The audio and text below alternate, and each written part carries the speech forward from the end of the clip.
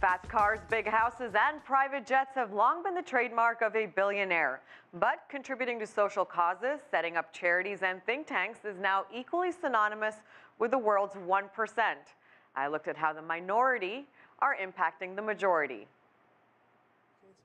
Today's billionaires want to be remembered for a lot more than their opulent lifestyles.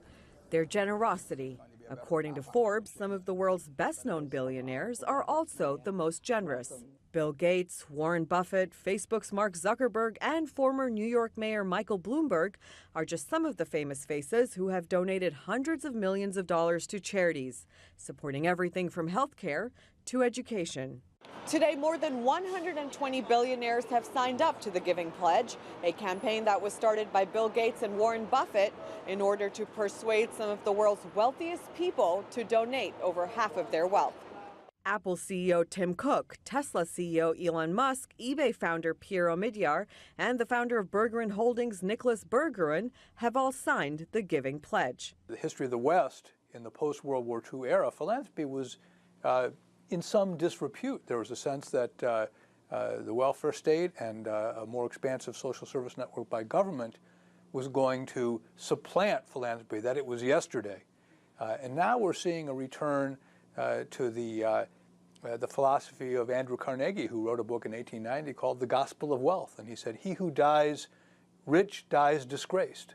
It's not just the charitable giving, but also policy making that has prompted the world's wealthiest to invest. Think tanks like the Brookings Institution, for example, is funded by the Bill and Melinda Gates Foundation and Walmart's Walton family. New York-based Open Society is backed by billionaire George Soros.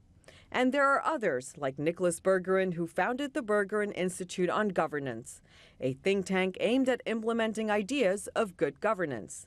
We're fortunate that we have a range of political views among philanthropic donors to universities, to think tanks, organizations, because that creates a more robust society because all views are being challenged at all times. In addition to individual giving, many of the businesses owned by the world's wealthiest have corporate social responsibility programs already built in. Ever since businesses began, people understood the nexus between giving back in the communities in which they worked and live and their businesses. It's just good for the business and it's good for the marketplaces in which they serve.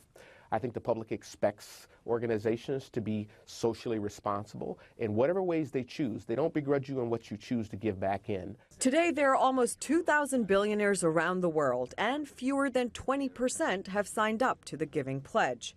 While many have made a significant contribution, experts say there are others who can afford to dig deeper in order to create a lasting impact.